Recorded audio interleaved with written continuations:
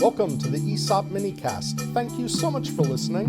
My name is Brett Kiesling, and as it says on my business cards, I'm a passionate advocate for employee ownership. A few days ago, we dropped episode 59 of the Owner to Owner podcast, featuring three great employee owners from Northwest River Supplies, or NRS, having a conversation with podcast host Jesse Tyler.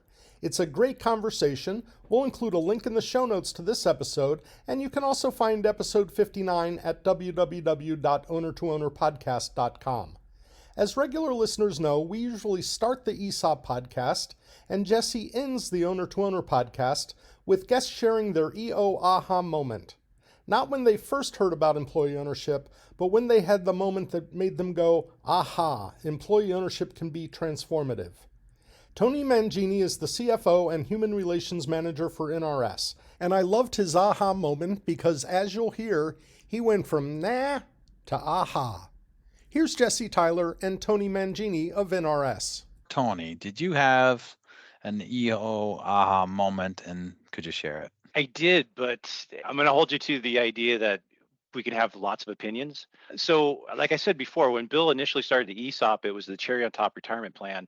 I was the administrator, but I wasn't really asked to do much beyond that.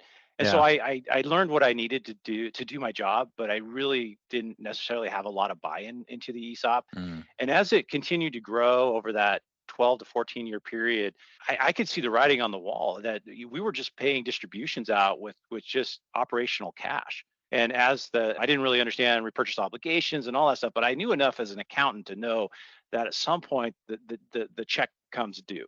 And so I was looking at it going, this is going to destroy the company. Where are we going with this? And I don't think Bill had really thought about that part when he started the ESOP. He just liked the idea. And so I went to an ESOP conference down in a regional ESOP conference in Boise. And my mission to be 100% honest is I'm trying to figure out how I'm going to shut this ESOP down before it destroys NRS. And so I'm in a round table discussion with people, and I thought I had everything planned out. And we get into a discussion, and the topic of corporate income tax comes up. And I said, well, how much are you guys paying as corporate income tax? And they said, nothing. I paused. I go, wait, what do you mean? What do you mean nothing? And they said, yeah, we're ESOPs, we're qualified retirement plans. We don't pay corporate income tax. Well, at the time, the corporate tax rate for the federal government was 35%. Yeah. And are you telling me we could stop paying 35% tax every year if we do this? Oh, really? And so I went from that pessimist, all the negative, the bad words that you always say about people that are anti-ESOP.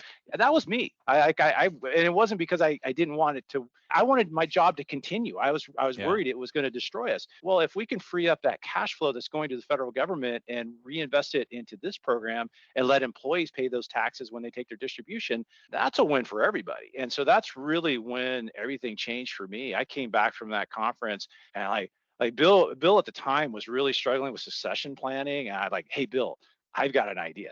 And I invited him. There was a conference in Seattle like a month later. I said, you should go with me to this conference and meet other people who've done this. And that's kind of what got this whole thing going. But yeah, that was my moment is being able to see that the ESOP could be a vehicle for positive things for the company. So it balances out. The ESOP does a lot of great things for employees, but it's got to do something good for the company as well to make sense. Yeah. And so we used the ESOP after we did the transaction. That's how we bought our building we're in today. The building I told you about, we built in 2019. We don't have it without the ESOP because the cash flow that we were able to see changing from a C Corp to an S Corp and avoiding paying corporate tax, or I shouldn't say avoiding, deferring it to a future date. It gives us the ability cash flow wise to make investments into our company, and the employees get to share in the stock distribution. And so it finally brought balance to the equation. That's why I was a pessimist, is because it was really just one-sided. But now that it was benefiting NRS too, it was a win-win for everybody. And so that was really what changed things for me. That's great. I appreciate you sharing that insight. And if it helps for listeners, Tony, I talk about the S Corp and the status pretty early on, talking about ownership. So, so we figure it's going to take 3 to 5 years for you to really get your hands around this. That's okay. It took us that time too. But I want you to think about that in a time when a government that is set up with two parties to to disagree and hold each other accountable. There's some elevated historical disagreement, but even in these times, people are reaching across the aisle if it comes to employee ownership, because if we are S corps for 100%, we are healthier, wealthier, and everybody benefits, including the tax system in the long run. I hope you'll check out episode 59 of the Owner to Owner podcast featuring Tony Mangini and two colleagues from NRS. It's a great conversation. You'll hear two more EO aha moments from Tony's colleagues in a great conversation about why being employee owners is so meaningful to them. My thanks to Jesse Tyler for doing such a great job on the Owner to Owner podcast, and my thanks to you for listening to the minicast. This is Brett Kiesling. Be well. We'd love to hear from you.